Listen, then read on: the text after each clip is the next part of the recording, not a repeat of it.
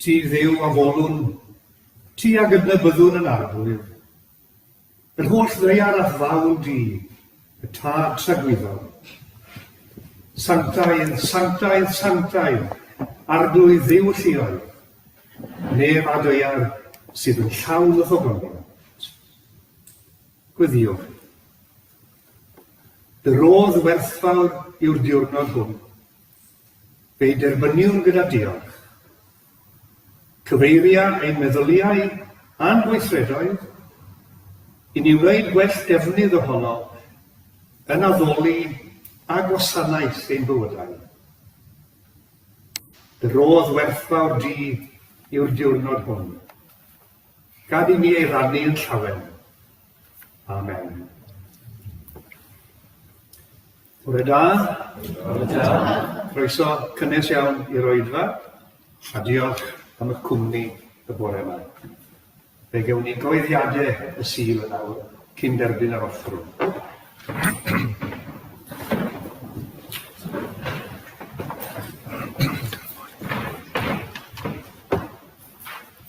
Bore da, gyfeillion, gai ategu y croeso i'r Oedfa bore yma, ac wrth gwrs croeso arbennig iawn i Hywel. Ni wedi bob amser yn hapus i'r gael yma ac yn ddiolchgar am y gwasanaeth. Nos Wener nesaf, mae yna gyngerdd yma gan Tabernacl Pen-y-bont, cwr y Tabernacl, a croeso mawr i chi i hwnnw. Bydd ymarfer cwr y Tabernacl hefyd nos Fawrth yma fel arfer. Dyn ni ddim yn sicr o oes yna daith gerdded nos Fercher, ond tebyg iawn os oes yna daith gerdded, i fydd Dylan yn cysylltu. Sul nesaf, Oedfa fel arfer yma, am 4:30 yn y bore, o dan ofon y gwydod Dylan, ac i fydd un Oedfa gynmin. Bydd un mater y drafod ar ddiwedd y gwasanaeth, mater i chi fel cynulleidfa, i'w drafod bore yma, a bydd Hywel yn cyflwyno'r mater yna i chi. Ac nawr bydd erbynio'n yr offrwm. Diolch yn fawr iawn.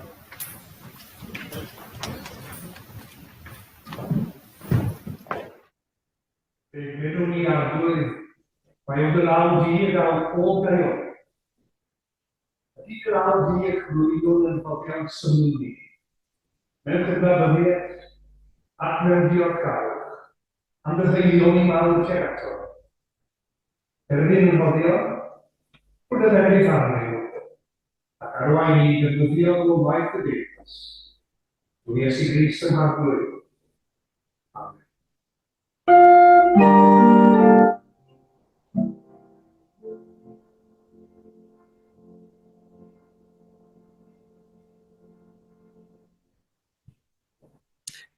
I ni'n troi at emyn 213, 213, holl alluog nodda ni, cymorth hawdd ei gael wyt ti.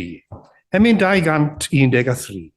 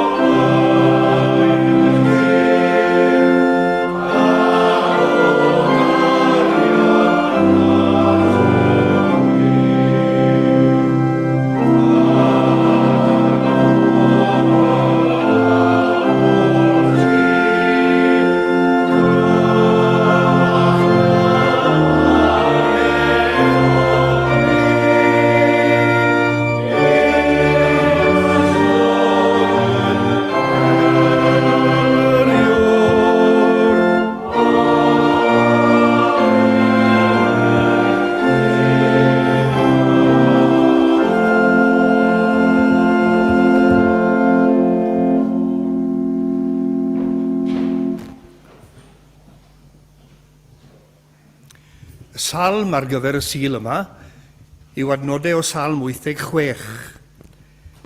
Ac i ni am ddarllen rai o'r adnodau o gyfieithiad salmau can newydd, Gwynab Gwilym. Fe newn ni gyd ddarllen os ydy'r peiriant yn gweithio. Mae'r problemau technegol yn rhoi fwy o waith nag arfer i'r ddau un i lwcus ohonyn nhw ar fore Sul fel hyn. Gawn ni gyd ddarllen. Trod y glis ataf arglwydd dan fy ffawd, oherwydd rwy'n anghennus ac yn dlawd. Arbed fy mywyd, teyrngar ydw i fi, dy was, ac rwy'n ymddiried yno ti. Ti yw fy niw, o arglwydd trigar ha, can sgwyddaf arnat beunydd, llawen ha dy was, can sarnat y dibynna fi. Da am y ddeigar arglwydd ydw i ti. Gwrando fy ymbil, fy ngweddiau cliw, yn idd fy ing ateb fi o ddew. Does neb fel ti ymhlith y diwiau gyd. Unigryw dy weithredoedd drwy'r holl fyd. Ond danian di, gras a thrigaredd yw, llawn cariad a gwirionedd wyt o ddew. Tro ataf, trigar ha, tro nerth i ddwas, tro i mi arwydd o ddaioni a thras. Ac ystyried mae'n awr welwch iddi, oedd y darllen yn dda iawn. I ni'n troi at y darlleniad o'r Hen Testament. Y bore mae'n hytrach nag i'r Efengil, ac mae Berwyn yn mynd i'n harwen ni yn yr adnodau hynny.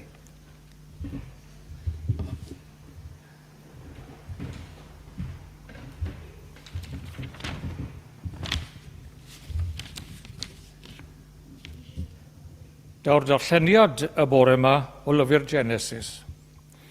Yr unfed benod ar 20 a'r 8fed adnod hyd yr 20fed.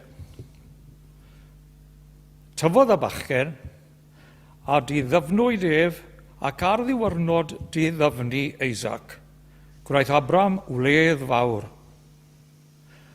Ond gwelodd Sara y mab a ddygodd Hagar yr eifftes i Abraham yn chwarae gyda'i mab Eisac. A dywedodd wrth Abram, ger allan o fy geithferch hon a'i mab, oherwydd ni chaiff mab y geithferch hon gyd etifeddu am mab i Eisac. A roedd hyn yn atgas iawn gan Abraham o achos ei fab. Ond dywedodd Duw wrth Abraham, paid a phoeni am y llanc a'r geithferch. Gwna bopeth a ddywed Sara wrthyt. Oherwydd trwy Eisac y cedwyr dylinach. Gwnaaf fab y geithferch hefyd yn genedl, am ei fwyd yn blentyn i ti. Yna cododd Abram yn fore, a chymerodd fara a chostrel o ddŵr a'i rhoi i Hagar, a'i gosod hwy ar bachgen ar ei hysgwydd, a'i hanfon ymaith. A'i theithau i grwydro yn ei ffeithwch Berseba. Pan oedd y dŵr yn y gostrel wedi darfod, gosododd y bachgen i lawr dan un o'r llwyni, ac aeth ei eistedd bellter ergyd bwa oddi wrtho gan ddweud, ni allaf edrych ar y bachgen yn marw. Fel yr oedd yn eistedd bellter oddi wrtho, cododd y bachgen ei lais ac wylo. Clywodd Duw lais y plentyn, a galwodd angel Duw o'r nef ar Hagar a dweud wrthi, be sy'n dy boeni, Hagar? Paid a gofni, oherwydd y mae Duw wedi clywed llais y plentyn o'r lle y mae. Cod, cymer y plentyn a gafael amdano, oherwydd gnaf ef yn genedl fawr. Yna agorodd Duw ei llygaid, a gwelodd bydew dŵr. Aeth hithau i lenwi'r gostrel a dŵr a rhoi diod i'r plentyn. Bu Duw gyda'r plentyn a thyfodd. Bu'n byw yn y diffeithwch a daeth yn seithwr bwa.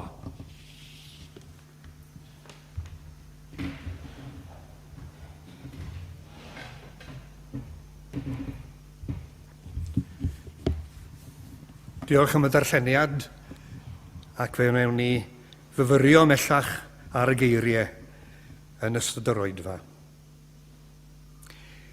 Emyn 224. Fel yr hydd a fref am ddyfroedd, felly mae fy enau di yn dyhau am fod yn agos mwyn profi wrth gwmni di. Ti dy hun yw fy nerth am tŵr, a chyda thi rwy fynnau'n siŵr mae tydi yw serch fy nghalon, ac o ddiw a ddolaf di. 224.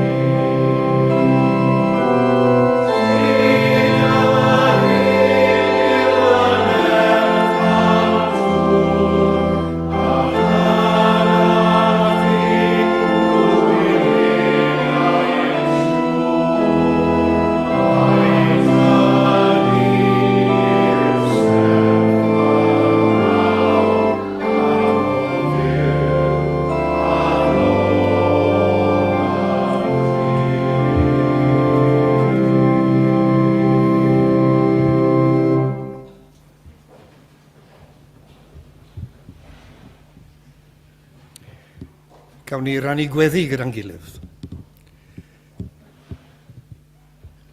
I ni'n dod o'r newydd a'n diolch i ti o ddiwynt tad, am yn bod ni y bore braf yma eto, yn ymwybodol iawn o'n dibyniaeth arna ti, ac o'n dyled i ti, am dy ryfedd aioni tuag atom. Fe welwn ni drwy ffydd ôl dy law di yn y greadigaeth o'n cyfan. Ac fe gredwn ni, mae yn gorau ni sy ar dy galon di o hyd. Am hynny, i nine'n agor yn calonau, mewn mawl a diolch, ac yn dy gydnabod di, ac yn daddoli di yn ddidwyll ac yn ddiffiant. Ac yn yr oedfa yma yn agor yn bywyd o'r newydd, i weinidogaeth dy air a ddysbryd di, cyffwrdd â ni yw'n gweddi. Byw ha ac adnewydda ni, goleuan meddyliau, dyfnha yn ffydd a'n argyhoeddiad, a nertha ni o'r newydd, i fod yn bobl i ti, wrth gerdded i wythnos newydd arall. Ti yn unig a wyr be fydd yn rhan yn yr wythnos. Ac fe wyddon o brofiad ddoi y gall fod yna droion digon trwstan, y gall fod yna heriau, y gall fod yna groesau ar yn cyfer ni. Ond fe wynebwn ni'r cyfan yn y sicrwydd dy fod ti gyda ni. Ac yn ni'n diolch am yr arwyddion o hynny y byddwn ni'n gael yn gyson. Nid yn unig yn rhyfeddod natur o'n cwmpas, ond rhyfeddod y natur ddynol yn ogystal. Mor frai a gwamal yw honno, fel y gwyddon ni'n dda yn well na neb yn hunain. Ond ar yn taith, o ddydd i ddydd, mi fydd na ryw rai yno ar yn cyfer ni. I ni'n diolch i ti am ambell i air, am ambell i gyffyrddiad llaw, am ambell i gymwynas, am arwyddion o garedigrwydd, am glist agored, am lygad treiddgar, sy'n gweld ac yn deall. A'r cyfan yn gynhysgaeth i ni. Wrth i ni wynebu pethau sydd ddigon anodd ar dro, a ni'n sylweddoli nad oes gyda ni y grym na'r egni yn aml i wynebu nhw yn hunain. Ond diolch i ti, ddim rhaid i ni byth i gwynebu nhw ar yn ben yn hunain. Ac am y cymwynaswyr yna, am y bobl ewyllus da, ynghylch yn bywyd ni ac ynghylch cymdeithas, ac ar hyd y lled yn byd, diolchwn i ti, ac ynddyn nhw, yn gredinwyr ac anghredinwyr, fe welwn ni ôl waith dy ysbryd di. Fe welwn ni ôl dylanwad Iesu, y gŵr dros eraill. A'n gwelodd ni gyd, nid yn unig fel yr ydyn ni, ond fel y gallwn ni fod, ac a'n deallodd ni, ac sy'n yn deall ni. Y gwych a'r gwachil. Diolch i ti arglwydd am y cariad yna sy'n mor rhyfeddol yn ei ymwneud â ni ac yn ei welediad ohono ni. I ni o'r newydd y bore yma, yn gofyn am y nerth a'r gras i ymateb i bob daioni, i ni'n brofi, drwy adlewyrchu, drwy hau lle bynnag y byddwn ni'n mentro, pa mor galed bynnag fydd y llwybr i'w gerdded, fe gredwn ni dy fod ti yn gallu rhoi twf i'r had. Cadw ni ati felly, i wneud daioni, i gerdded o gwmpas gan wneithir daioni fel Iesu ei hun. Ac os llwyddwn ni i gyffwrdd ar rhywun yr wythnos yma, fydd yn foddio'n gras i hwnnw neu honno. Os y llwyddwn ni i fyw dan ddylanwad ac yn nerth ysbryd i ti bo'r clod a'r diolch a'r gogoniant. I ni dod fel arfer a'n cyffes ata ti ac yn cydnabod fod na fethiannau wedi bod yr wythnos eithibio. Yn fwy na dim efallai bod ni yn euog o danghofio di ac anghofio mai tad wyt ti i bawb ohono ni. Madde'r byau a'r ffeileddau, y gwendidau a'r diffygion, cryfha ni i orchfygu y pethau hynny sy'n gallu bychanu'n bywyd, yn bywyd ni ag eraill.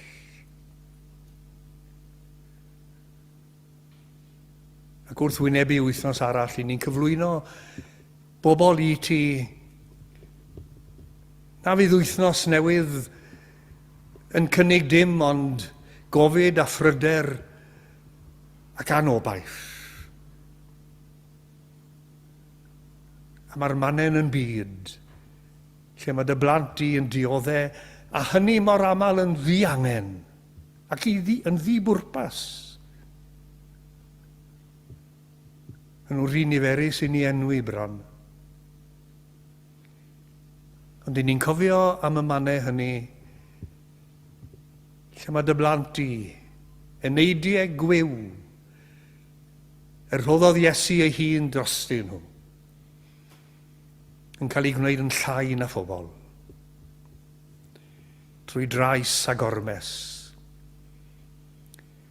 trwy erledigaeth a rhagfarn, trwy angyfiawnder ac anhegwch.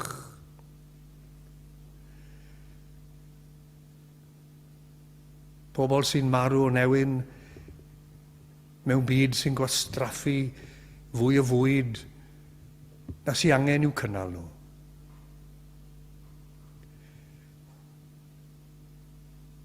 Pobl yn ffoaduriad, yn ceisio lle gwell,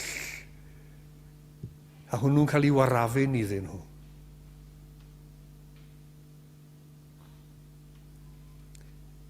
Pobl mewn ofn ac arswyd, rhyfela.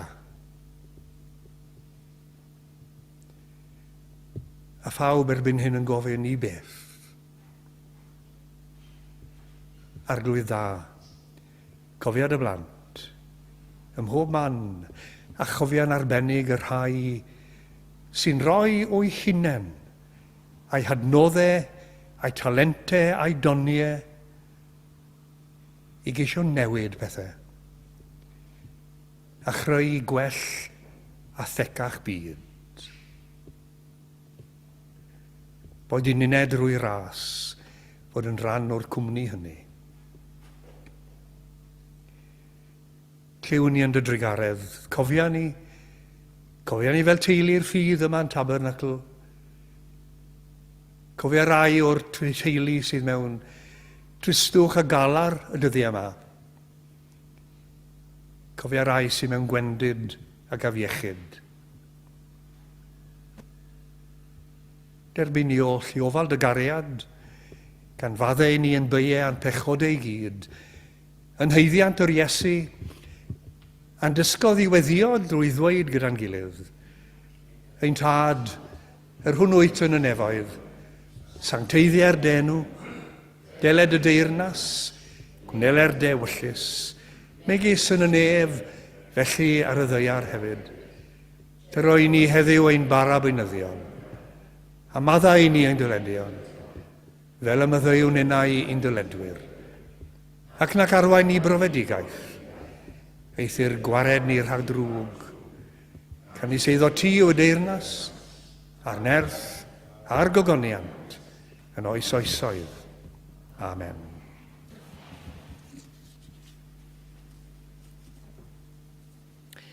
Emyn 598. Ysbryd y gorfoledd, tir di'n calon ni, fe ddaw hedd i'n henaid wrth adnabod di. 598.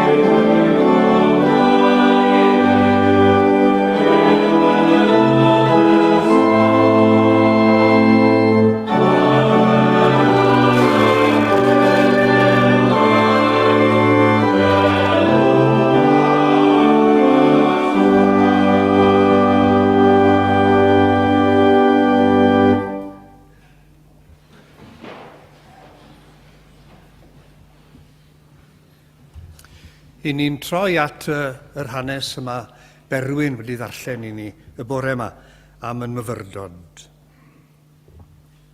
Arlunydd y portread mwyaf cyfarwydd o Oliver Cromwell oedd Sir Peter Lely, os mae fel yna mae dweud yr enw. A mae yna draddodiad fod Cromwell wedi dweud wrtho i'w beintio, ac ych chi'n gwybod y dweud yn chi, what's and all. A felly peintio de. Ond yn arlun Lely, dyw y dafad, y defed, ddim o'r amlwg â ni. Y peintiad sy'n dangos Cromwell ore yw un Samuel Cooper, arlunydd portreadau gorau y cyfnod. A mae'n debyg y bydde hwnnw'n dweud wrth bawb oedd yn mynd ato fe, wy am i chi ddeall y byddai'n eich darlunio chi what's and all.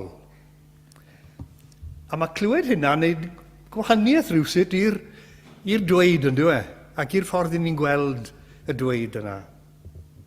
Wel, un beth a gallwch chi fod yn siŵr ohono fe, i mae what's and all yw i yn y Beibl, wrth gyflwyno i brif gymeriadau. Mae Moses yn llofrydd. Ydy, mae'n arweinydd arloesol hefyd, ond cyrraedd gwlad i dadau ar ffô fel llofrydd nath e. A mae Genesis yn gwbl glir ynglyn â hynny. Exodus. Mae Dafydd yn odi nebwr. Oedd, mi roedd e'n frenin, dewr, ac yn fardd dawnus, os i ni'n derbyn mae fe sy'n bia dipyn o'r salmau. Ond godi nebwr, ac yn anuniongyrchol, yn gyfrifol am ladd y dyn y gnaeth e gam a fe.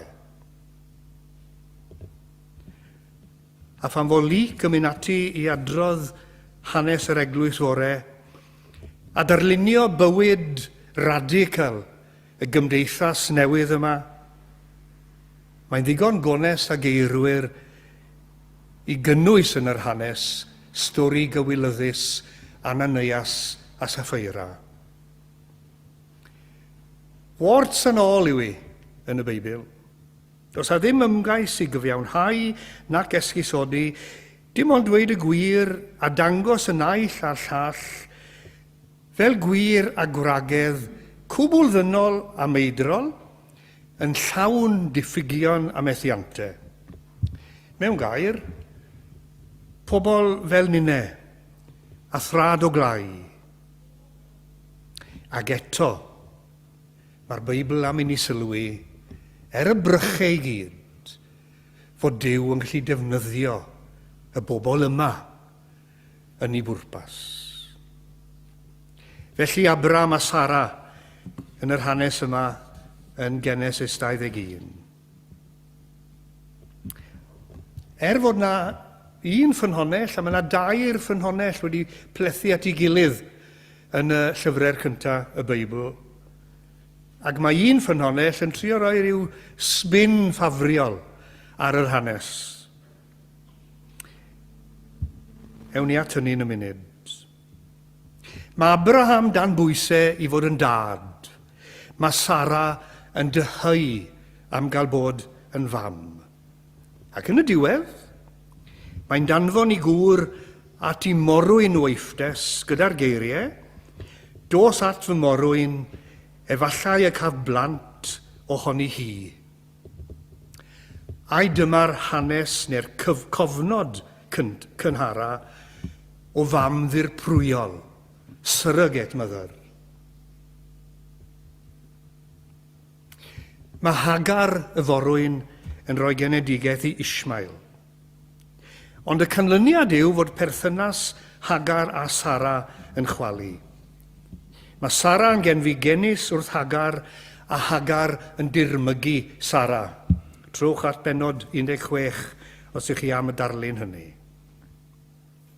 Yna, mawr ryfeddod, mae Sara ac Abraham yn cael plentyn yn ei henaint.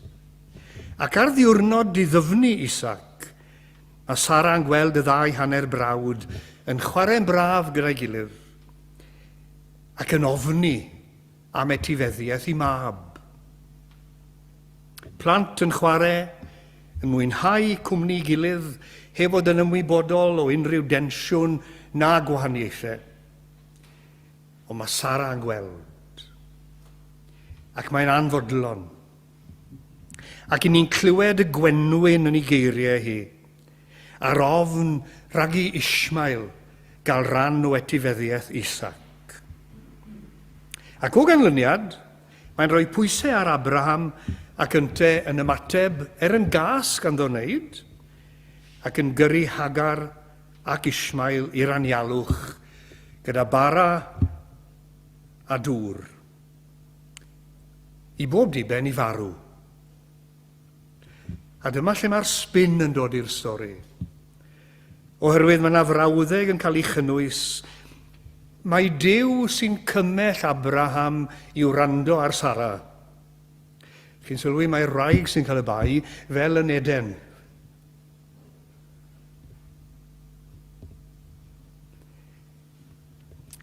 A mae'r frawddeg yn mynd mlaen i ddweud fydd Ismael yn iawn.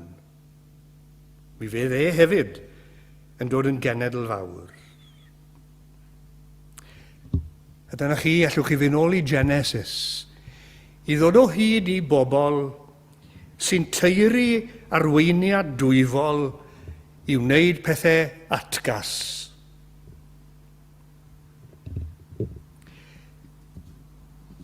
Be mae'r hanes yn ddweud yw, mae dyna fel mae'r natur ddynol, yn llawn ffeileddau a gwendidau, yn cael ei chorddi a'i reoli gan hunanoldeb ac eiddigedd. Mae'n stori oesol, yn diwy. Fel na i ni, o'n gadael ar yn pen yn hunain. Dewch i ni ddilyn ambell i drywydd yn y stori.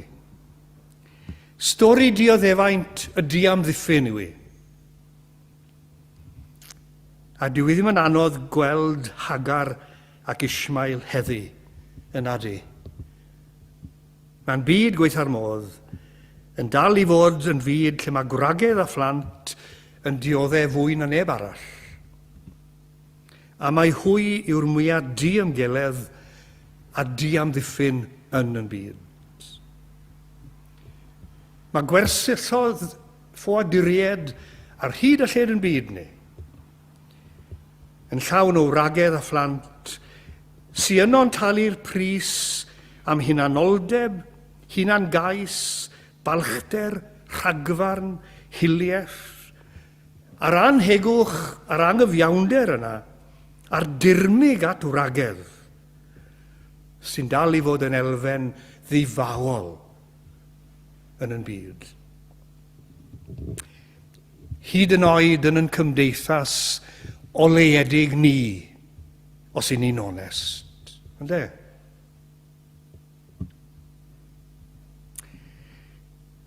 Mae'n stori hefyd am y defnydd y cryf o'r gwan.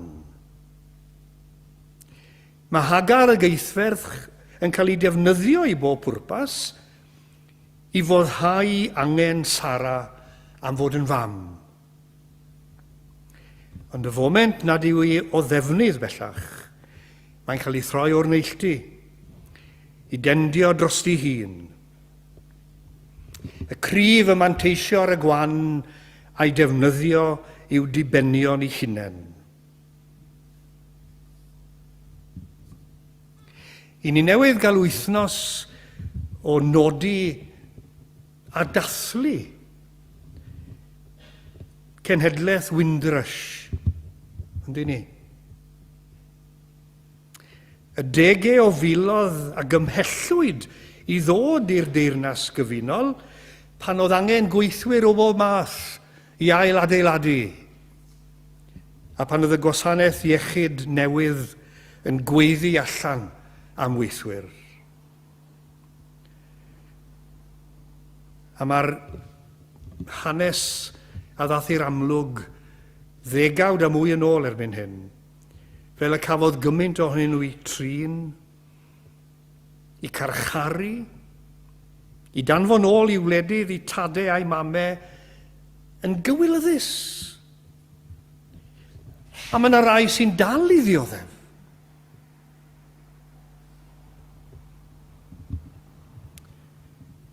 O ie, oedd angen chi rywdro, ond bant â chi nawr. So ni eisiau chi mwy.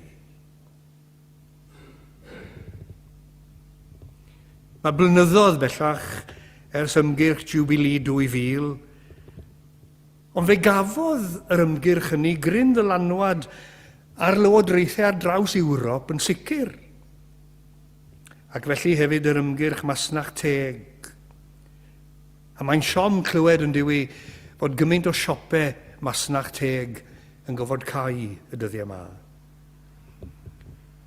Rhan o'r ymgais oedd y ddwy ymgyrch yna i greu tecach byd. Byd mwy cyfartal, lle mae'r un cyfle i wledydd tlawd a rhai cyfoethog ac i'w brodorion.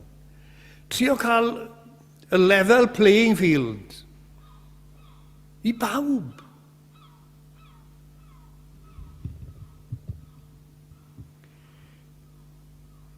I fi dyna felltith mantra MAGA cyn arlywydd America. Mae'n porthi y math agwedd sy'n gweld eraill yn israddol ac yn eilradd. Agwedd trechaf treisied gwanaf gweithred yw hi. Ac nid yn y maes gwleidyddol yn unig mae hynny'n digwydd yn age. Stori brwydyr gwan yn erbyn y cryf. A stori am y dioddefwr yw hi. Mae Hagar yn cael ei defnyddio ac yna'i diastyru.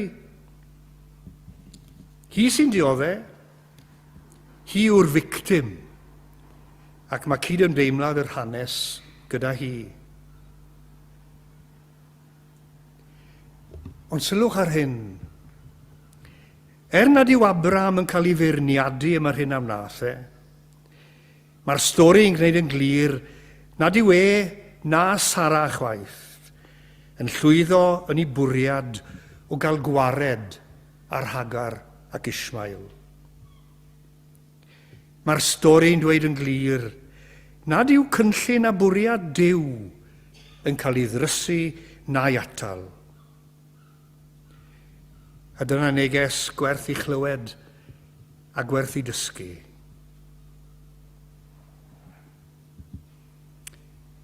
Wrth glywed am y genhedlaeth Windrush a'r ymgyrch i wneud iawn am effeithiau a chanlyniadau caethwasiaeth, mae stori William Wilberforce yn dod i'r cof yn anorfod yn dyw. Pwy oedd gwrthwynebwyr penna Wilberforce? Arweinwyr eglwysig, esgobion oedd yn defnyddio i diwinyddiaeth i gyfiawnhau caethwasiaeth. A'r un peth gawsoch chi'n union yn Ne Affrica yng nghyfnod apartheid. Yr eglwys rai eglwysi yn defnyddio adnodau allan o'i cyd-destun ac yn rhoi sbin arnyn nhw mwyn cyfiawnhau, cadw y bobl lliw gwahanol i croen dan ormes. Pwy a wyr na ddaw cenhedlaeth newydd fydd yn gweld un unau yn tro fod yn hynod o geidwadol yn safbwyntiau ynglyn â rai pethau. Ond, meddai Genesis, dyw'r ffaith mae Abraham, cyfaill Duw, sy'n methu a gweithredu'n drigarog a thosturiol, ddim yn dweud nad yw Duw yn llawn trigaredd a thosturi, ac yn sicr ddim yn rhwystro Duw rhag cyflawni i fwriad. Mae'n stori hefyd am y ffordd y mae un yng nghanol i helynt a'i thrybini yn trystio bwriad Duw. Duw sydd wedi addo i Hagar y bydd ei mab hithau yn dad i hil neilltuol. Ac mae'r stori'n adrodd am ffordd Duw o'i gwaredu yn yr anialwch. Hynny yw, o dan yr amgylchiadau mwyaf anffafriol ac anaddawol.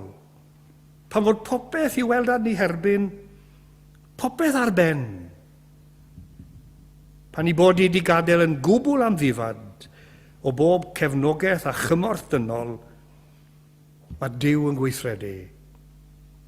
Gan agor i llygaid i weld pydew. Hynny yw, mae'n dod o hyd i adnoddau i'w chynalu.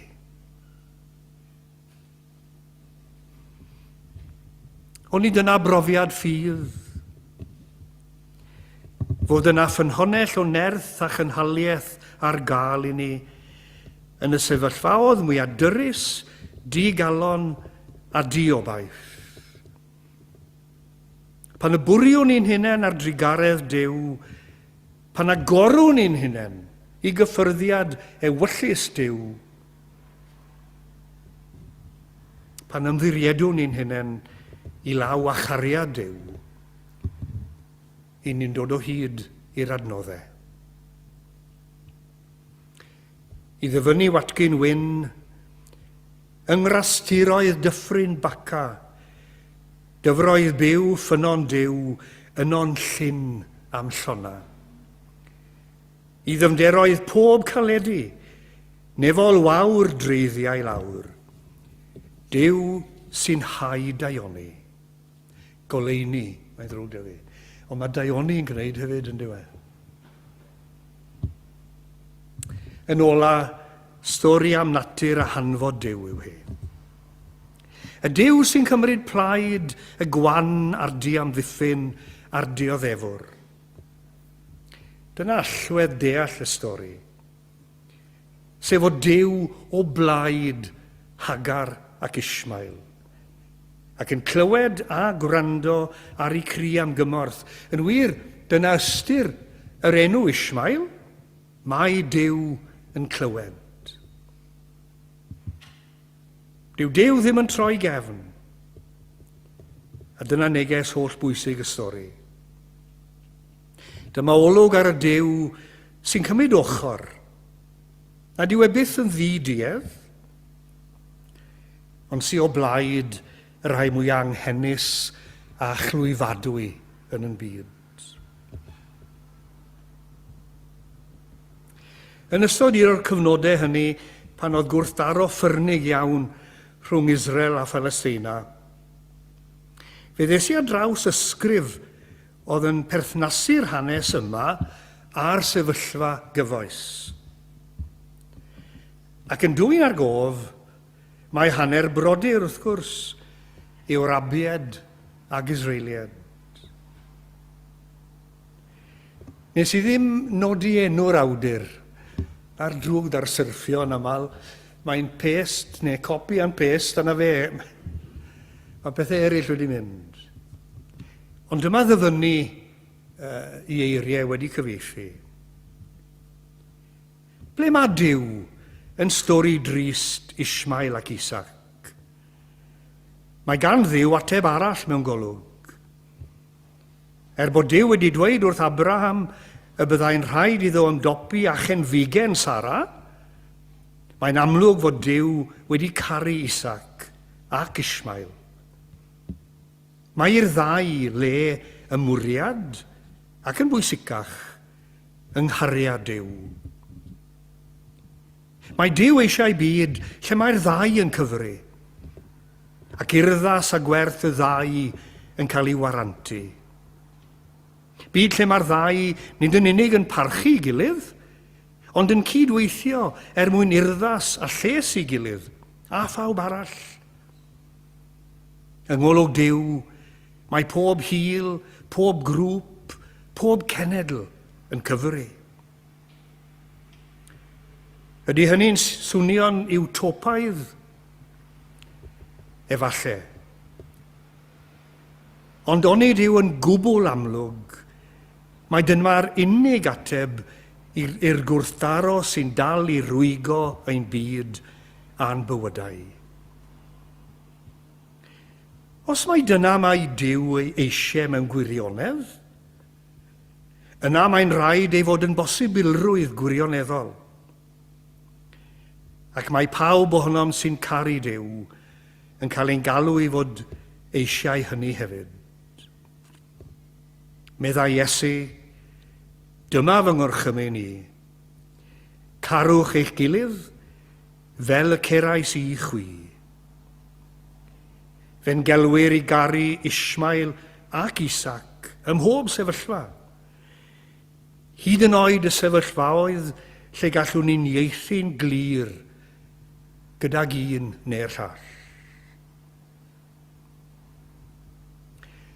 Ydy mae'n stori berthnasol i'r sefyllfa yn y dwyrain canol o hyd, ond mae hefyd yn stori berthnasol i'n byd ranedig clwyfedig.